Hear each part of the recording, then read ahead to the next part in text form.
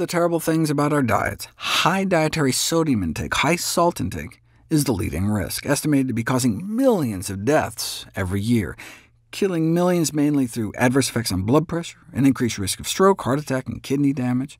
Hypertension, high blood pressure, is still called the silent and invisible killer because it rarely causes symptoms, but is one of the most powerful independent predictors of some of our leading causes of death.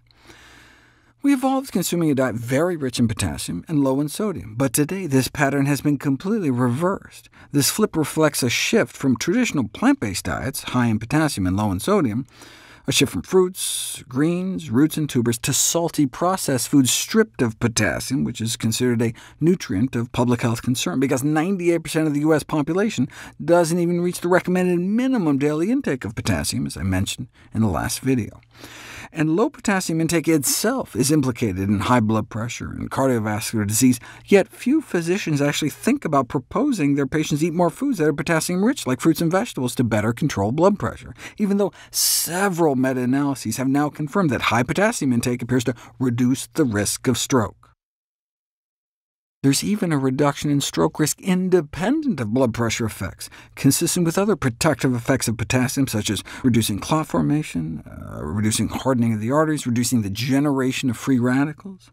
Higher sodium intake is associated with a 20% increased risk of dying prematurely, where higher potassium intake was associated with a 20% reduced risk of dying prematurely. Yeah, but sodium is found in crappy processed foods, while potassium is concentrated in healthy foods like beans and greens, so having low sodium intake and high potassium intake may just be a marker for a more healthful diet, more plant foods and less crap. How do we know sodium is cause and effect bad?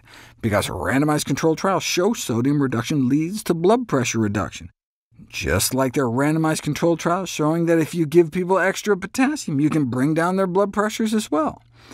So what about using potassium chloride to salt your food rather than sodium chloride? That's what's found in these zero-sodium salt substitutes. Potassium chloride is a naturally occurring mineral salt, which is obtained the same way we get regular sodium salt. Since we get too much sodium and not enough potassium, this would seem to make potassium chloride a win-win solution. Now, whole, healthy plant foods would be the best way to increase potassium intake.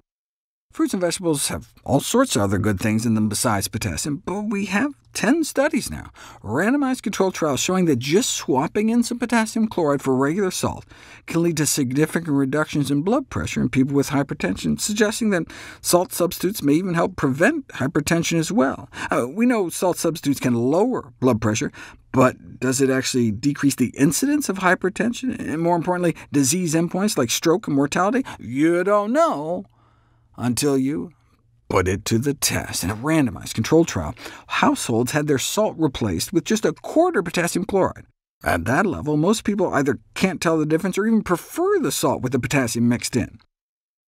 OK, but did it actually do any good? The use of even the quarter salt substitute was associated with cutting the risk of developing hypertension in half. OK, but what about actually following people out to see if there's any change in the risk of dying from cardiovascular disease? 5 kitchens in a veterans' retirement home were randomized into 2 groups for about 2.5 years, salting meals with regular salt or, unbeknownst to the cooks and the diners, a 50-50 blend of potassium chloride. Those in the half-potassium group cut their risk of dying from cardiovascular disease by about 40% and lived up to nearly a year longer. The life expectancy difference at age 70 was equivalent to that which would have naturally occurred in 14 years, meaning that just switching to half potassium salt appeared to effectively make people more than a decade younger when it came to risk of death. As we speak, there's a massive randomized controlled trial wrapping up in China, involving 600 villages and more than 20,000 people that'll give us an idea of just how low we can drop stroke risk with this strategy.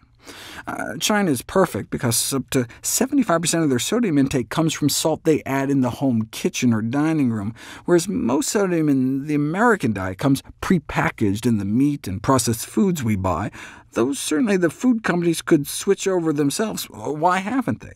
And why haven't more people embraced these salt substitutes, if they work well and can taste just as good? We could be achieving the benefits of a high-potassium Paleolithic diet without the toxicity. So, Is salt substitution ready for prime time or what? What about safety? Yes, there are convincing arguments about the benefits, but what about the risks? Like, the quote-unquote inclusion of potentially fatal salt substitutes in the food supply? Wait, what? We'll talk about the potential downsides next.